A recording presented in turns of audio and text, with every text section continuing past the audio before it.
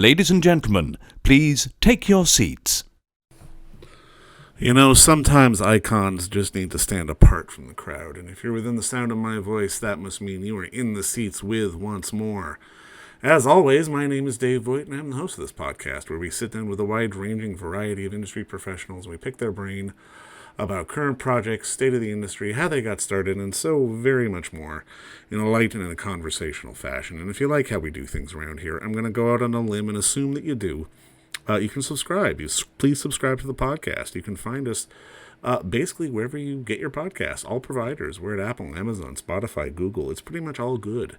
And plus, we archive every single one of our episodes over at our In the Seats YouTube channel. So if you can give us a like and subscribe there as well, we would absolutely appreciate it. Also, don't hesitate to follow us on social media. We're on Facebook, we're on Twitter, and we're on Instagram at, you guessed it, In the Seats, for all sorts of fun updates. And finally, and I do dare say most importantly, please pay us a visit over at In the Seats, intheseats.ca, for all the latest and greatest from the world of film, television, festivals, basically the moving image at large, because if we love to watch it and write about it and talk about it, we love it when you come by and read about it and listen about it. So please pay us a visit. On this episode, we got an interesting one. It is a new limited doc-series, which is launching on Fandor for our neighbors to the south. Tomorrow. It's called Boston George, Famous Without the Fortune. And if you don't know who Boston George is, he's a bit of an infamous guy. He was portrayed by Johnny Depp in the 2001 film Blow. It is that story. It is a fantastic story. It's a fascinating story, and we really got to sort of dive into who made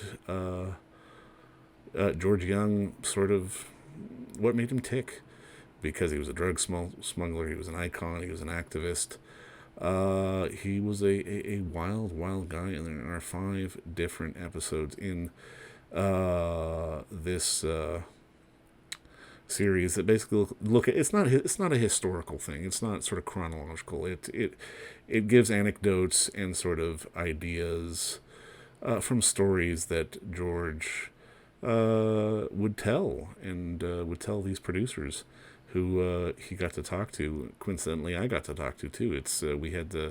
I got the unique pleasure of sitting down with the producers of the series, Georgette Angelos and Jordan Chesson, just about getting to know the man and putting this together and sort of, trying to do justice to a one-of-a-kind, very unique life.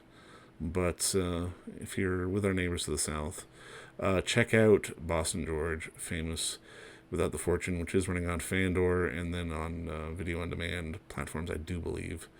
But it's a real fantastic series and a real interesting one, too, especially for fans of the film. And it's just fans of counterculture. It's we really get a fascinating portrait of somebody who will, people will try to imitate this guy, but I don't think he's ever going to be duplicated. But check out the miniseries when it kicks off tomorrow. But first, enjoy our talk with Georgette and Jordan, because between you and me, it's a pretty good one. No, I mean, congrats on the series. I mean, I absolutely loved it. For me, it was, I mean, I guess my first question is, walk me through why you wanted to tell this story. Because, I mean, I think the thing I really appreciated about it was that it felt very anecdotal. It wasn't just trying to sort of retell what Blow had kind of already done. It was sort of on top of that. Yeah, definitely. I mean, it ended up being that I happened to be in the same place in the same time as George while he was signing autographs. We were at the same conference. I happened to be filming there for Snoop Dogg, and me and Chris were working together already at the time. So when we kind of fell into each other's laps, if you will, George was just broadly looking for a producer to produce his life story. So I kind of, without any hesitancy, elected me and Chris. And, I made the one phone call to Chris, asked him if he was on board. The answer was yes. And we were kind of off to the races. The great thing is, as we all know, it's a rarity to be able to have the subject, especially with such notoriety, at hand. For George to still have been with us, out of prison and in relatively good health at the time, it was a no-brainer. So we were able to pretty much say la vie to everything that we had going on at the time and move forward. That's fantastic. Now, I mean, I guess the next question is, when you've got somebody like George, can you steer him towards anything you want to do, or do you just have to sort of be recording as he tells stories? Because I can imagine it could go either way. We had a scenario that when it started kind of benefited us. You know, George is an outlaw. George is a guy who, you know, would not listen to everybody or anyone. He would kind of do what he would want.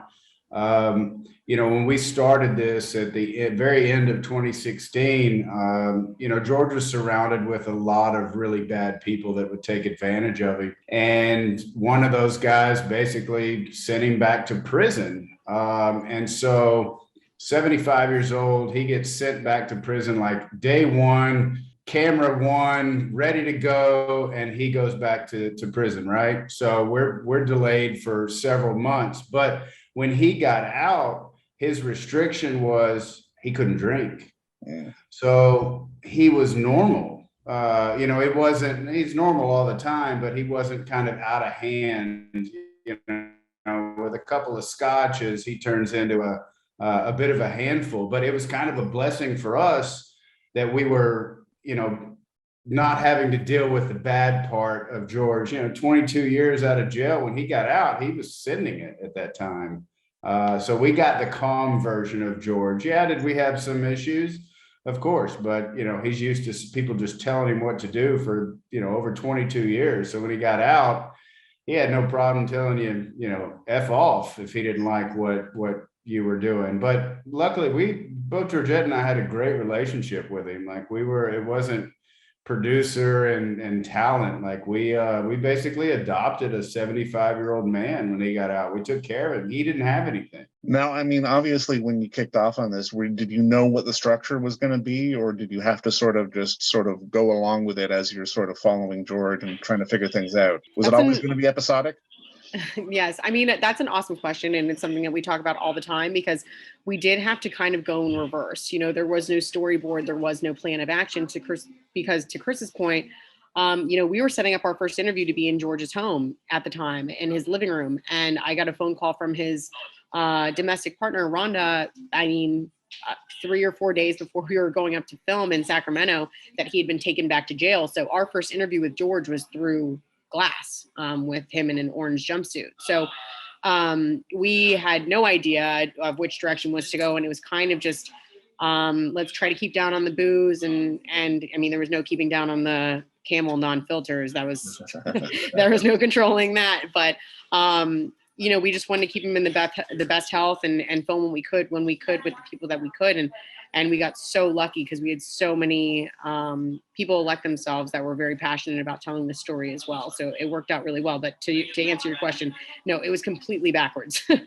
No plan of action. Just keeping everyone alive and healthy was pretty much the only game plan we had at the time. Yeah, we filmed for, 16 months or so, just nonstop. You know, of course, we would, you know, talk about it, but we really didn't know to the extent of what we had. I mean, we were there, we had a small team. We were there on every shoot, every interview, you know, everything, but we really didn't know what we were going to make until we were done filming. Yeah. And then it was like, well, shit, what do we do with all this? So, you know, it was completely backwards because we just needed to go. You know, he wasn't in the best of health and we didn't know, you know, what changes, or, you know, if he could go back to jail, could he, you know, drop dead? Could he quit the project? Could he, you know, disappear? Who knows? So we just went. And then when we sat down to do post, that's when we figured out, you know, we always knew it would be episodic. Georgette and I wrote it up that way, knowing that there's no way, there's too many stories. I mean, there's so many stories that didn't even make the cut. You know, we had 70 terabytes of footage. So Wow. No, I mean, that dovetails into my next question, because I mean, obviously when you're finding other subjects to talk about George, some of these people may not necessarily want to be found.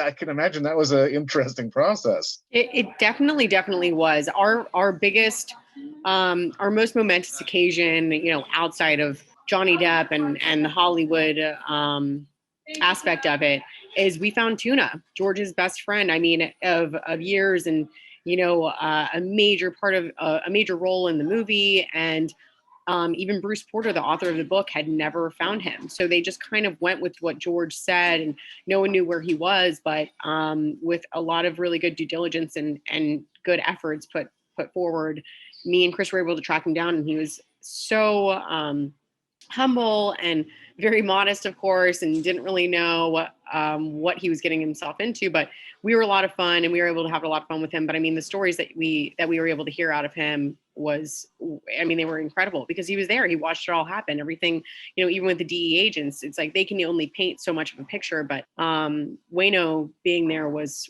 really incredible. No, I mean, I love that it was like the whole thing was basically anecdotal, and it felt like just him telling stories rather than trying to rehash sort of his life or his misadventures, as it were. Like, how important was it for you to sort of let him shine as a subject? Because, I mean, obviously from a documentarian standpoint, you don't get many subjects like George.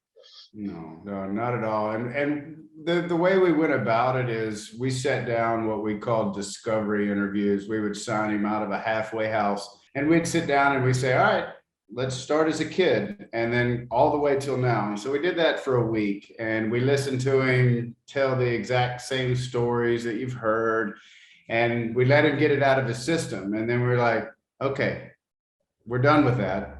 Let's talk about it. And so then we went into characters, and then we said, hey, your father, tell me from early childhood to the last time you saw him, and it just started coming out from there, like, oh, I remember this. He had perfect recall. I remember Bruce Porter saying, George as a subject was extremely helpful for him writing the book Blow, because he did have perfect recall and everything checked out. So he wasn't going, I don't remember. Like, he remembered down to what he said, down to what he was wearing, where he was at.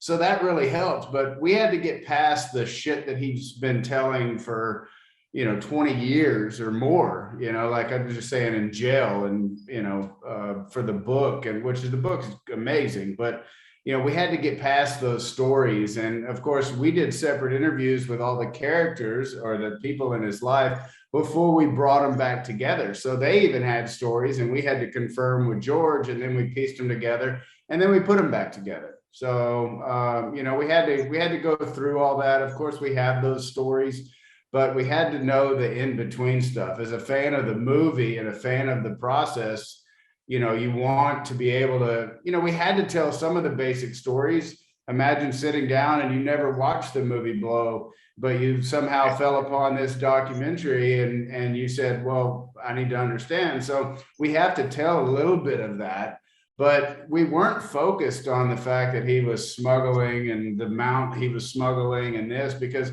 he wasn't like those, those guys. He didn't carry a gun. He did stuff with a handshake, and which is insane, but he just, he was a person, and so Yeah.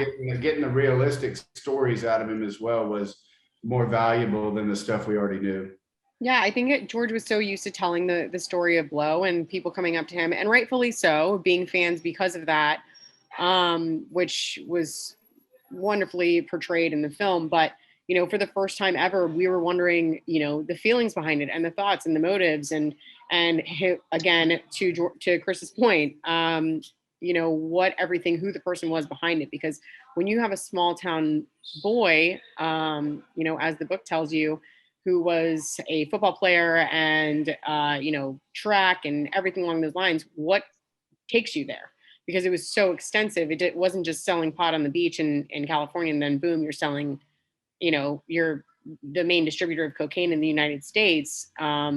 It was wild. And for the first time, I think he realized that it was people who truly cared about who he was as a person and where that story was coming from. And our storytelling wasn't trying to hype up Blow. It was trying to highlight George as an individual. So once that comfortability was put into play, it really helped a lot. Do you think that's why he said yes? Because I mean, obviously, in watching this could get lumped into sort of that true crime category, which obviously there is so much content of there right out there right now. But this isn't that at all. This is so much more. This feels very much almost like, the quote, to pull a line from the movie, like this is very much a portrait of a pirate, of a real life pirate.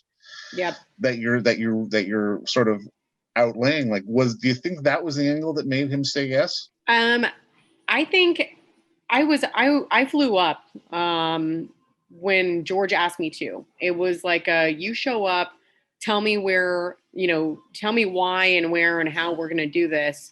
And I'll sign my life rights over to you. So of course, you're very skeptical going up. And me and Chris both had really great jobs in our own production worlds at the time. So, you tread lightly, but I just went in there and it was just looking him in the eye and said, I'm going to take care of you. We are going to take care of you. And we don't want to retell a story that's already been told. We're trying to be here for you, with you, in whatever way you navigate us. And, I'm sure we've all been there before. And David, I'm sure you've had these moments as well, when you just connect with somebody, especially when you're about to divulge your life story to them. It's a leap of faith, no matter how long it takes for it to happen. But I mean, it was relatively quick with me and George. And, with my name being Georgette, the first time I met him, I said, "Hey, George, I'm Georgette. I'm the female version of you." And he said, "I like how the female version of me looks a lot better." And we kind of had this really hard laugh. And, we didn't know if we were ever going to see each other again. But that's how it came about. As the person who introduced us said, "Hey, George is looking for someone to produce his life story. Do you know anybody who would want to?" And I think because I jumped so quickly and I was so young and so ambitious and so ready to rock and roll at the time, that there was pretty much no denying what the connection was. And he knew that, I think in his heart, that we were going to be the ones to do it. So I think it was all based on instinct, which I think motivates me, Chris, and George equally in our decision making in business and in our own lives. So it was pretty natural. Well, I love that. And I mean, I love just sort of understanding the weight of carrying somebody's life rights and their story. And I mean, because on one end, I mean, you guys could have just produced another, sort of true crime doc and pumped it out and then moved on. But no, this really was a fascinating character piece. I mean, for you guys, how do you balance sort of the creative and the emotional side of things versus sort of the pure business side of things? Because I can imagine it's a daily battle. It is. And I said this earlier, that it wasn't a business relationship. Yeah, there was life rights and money. He didn't have anything. And ultimately we were taken care of. We were friends. Like, we were legitimately friends, and we would talk, outside of, production, although in a year and a half it was. But we started to recognize that, people wanted to, and we wanted to show the reality of what he was left with. And you notice it's famous without the fortune. He didn't have anything. People took advantage of him. And we spent a lot of time, effort, money to keep him comfortable. But you couldn't go to a restaurant without the entire restaurant lining up to get autographs. Like, he was the poorest, most famous person ever, like literally ever, $100 million to nothing. And that reality of what, when people weren't around, and the struggles he had to go through, and losing his house, and, he could, you have no credit, you have no references, you have a criminal record, nobody's going to rent you a house. So guess what we had to do? It was constant. Georgette had to deal with his parole officer every time we wanted to do anything. We needed to get that stuff out. The reality was, yes, this stuff in the 1960s, 70s, 80s, 90s was amazing, but look where he's left now, but still a positive spirit, still that outlaw guy. Yeah. I mean, I think the trials and tribulations that we dealt with was, after the cameras were off. We were very, very, very, the only time that it became very business was when he was looking at us like, "Hey, like, I can just have like a little bit of scotch." We're like, "No, cannot." Not, we have a few more hours of filming and whatever. And, Chris knows, I think the biggest downside was, when I took it on, I think it was the female touch, if you will. That was the only thing that could have really dealt with it at the time. But him and Rhonda had a very hard home life, and it was because there was a lot of stress because of no money. And only it was like their rent was paid and their groceries were paid for, but other people like to have other amenities, and especially George, amenities and luxuries is the way that he would put it. And they just didn't have the ability to do that. So it caused a lot of strife in their household. And for me to have whatever phone calls in the middle of the night and then wake up and see them the next day to film and have to be very serious and take things seriously, there was a thin line drawn in the sand. But we got it accomplished. I mean, you do what you have to as filmmakers, and you do what you have to as people who really care about the subject, which of course can get a little hairy, and it did. But we navigated the waters to the best of our ability, and you saw what the outcome was in the piece. Now, I'm curious from both your perspectives. Just in watching it, it feels like with everything that's gone on in his life, it's never broken his, I guess, spirit would probably be the right word.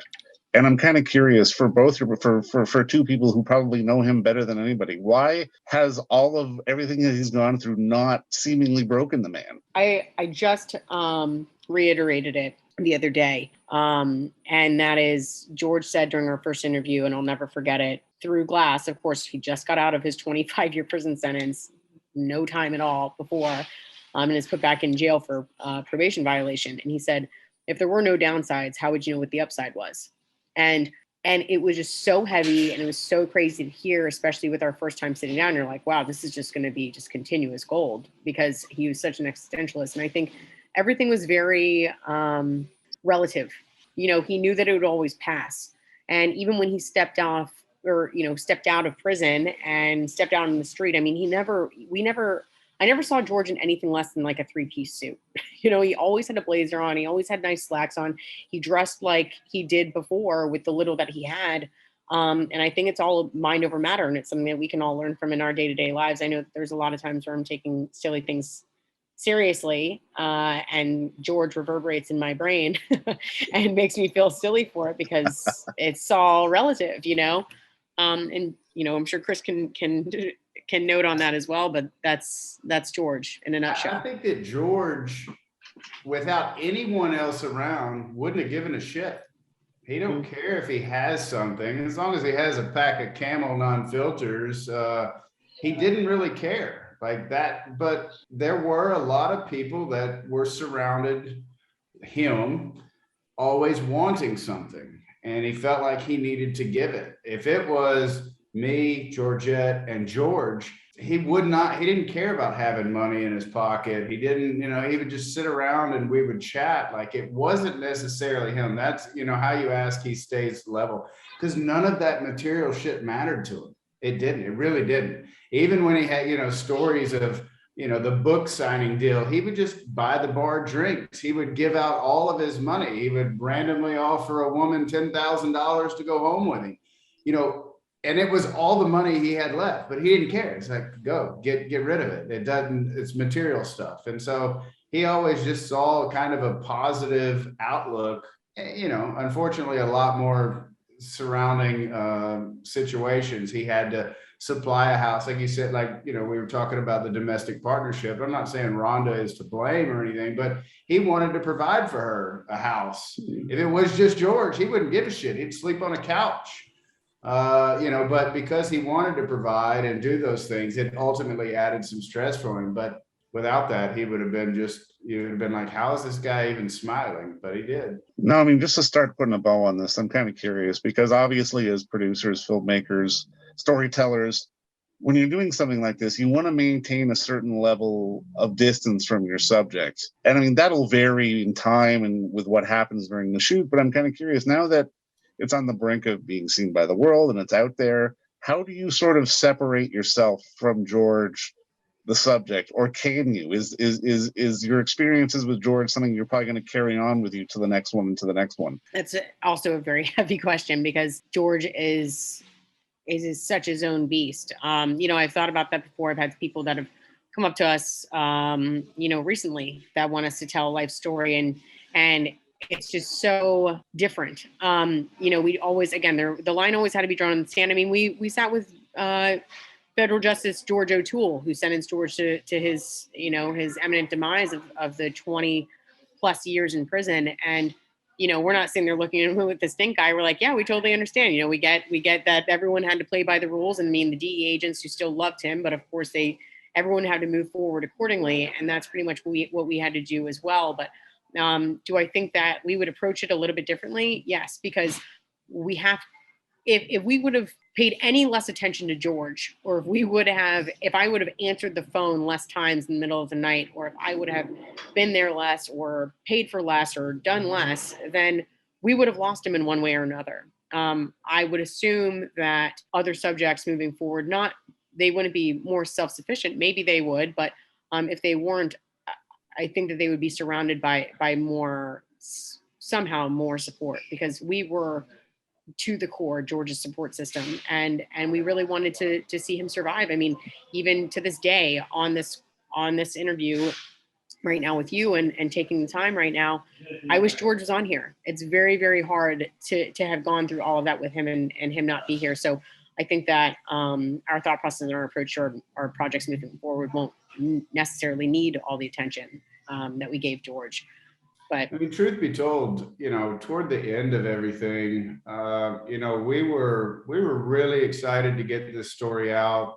George had a piece of this. We wanted to set him up with some sort of security financially with the sale of this, so he could live out whatever dream he wanted to, move to Mexico and fish with a Bloody Mary or what. But toward the end of everything, when we completed